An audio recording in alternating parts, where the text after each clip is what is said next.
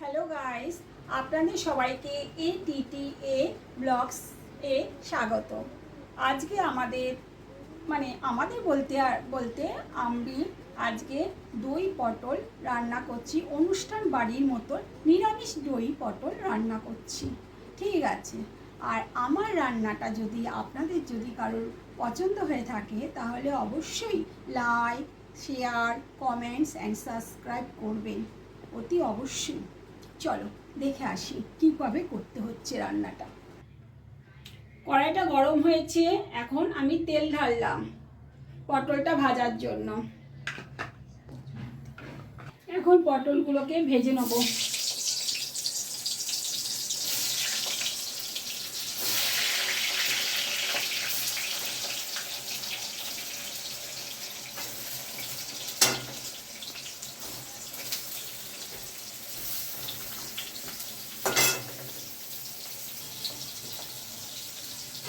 এখন পটলটাকে ভাজতে হবে, সিমে দিলে ভালো হয়।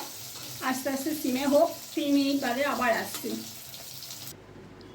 এখন আমি এখানে 1 চামচ হলুদ নিলাম, জিরে আর ধনে গুঁড়ো একসাথে করে রেখেছি সেটা 2 চামচ দিলাম, আর একটু নুন দেবো, 1 চামচ নুন দিলাম। এই কাঁচা লঙ্কাগুলো কেটে রেখেছি একসাথে দিয়ে দিলাম, এর সাথে একটু জল মিশিয়ে রাখলাম। এটা ভিজুক, ততক্ষণে পটলটা ভাজা হচ্ছে, ততক্ষণ আমার এই মশলাটা করা হয়ে গেল। আর একটু জল দিই। আর এদিকে টক দই নিয়েছি, টক দই 8 চামচ টক দই নিয়েছি। এটাকে এখন একটু ফাটিয়ে রেখে দিতে হবে।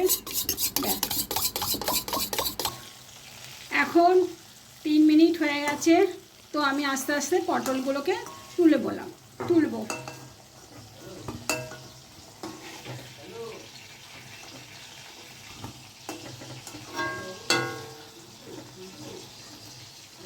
একটু জিরে ফোড়ন দিয়ে দিলাম, জিরাটা একটু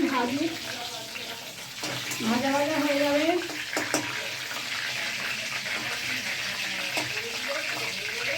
এখন আমার ওই যে ভাজা মশলাগুলো যে ভিজিয়ে রেখে দিয়েছিলাম সেই মশলাগুলো সেইগুলো এখন ঢেলে দেবো।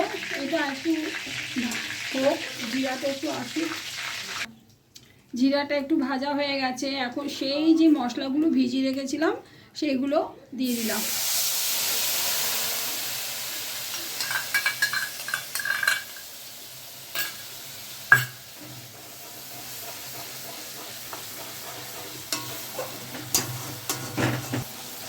এইটা একটু ভাজা হবে, তারপরে টক দই দিয়ে দেবো। এখন ওই টক দইটা আছে, টক দইটা এখন দিয়ে দিতে হবে।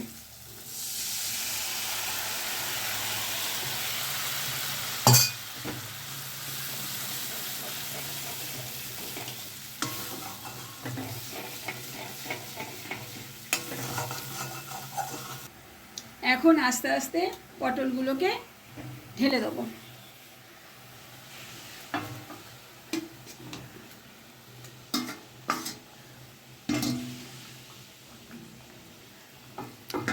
আবার 3 মিনিট এটা একটু থাকবে, তারপরে আবার আসবো। এখন হয়ে এসছে পুরো নিমন্ত্রণ বাড়িতে দই পটল নিরামিষ। এখন এই বিয়েবাড়ির মতো নিরামিষ দই পটল রান্না হয়ে গেছে। এখন আমি পরিবেশনের জন্য ওই একটা থালার মধ্যে ঢালি। কি সুন্দর হয়েছে রে কালারটা। আমার দই পটল রান্না কমপ্লিট।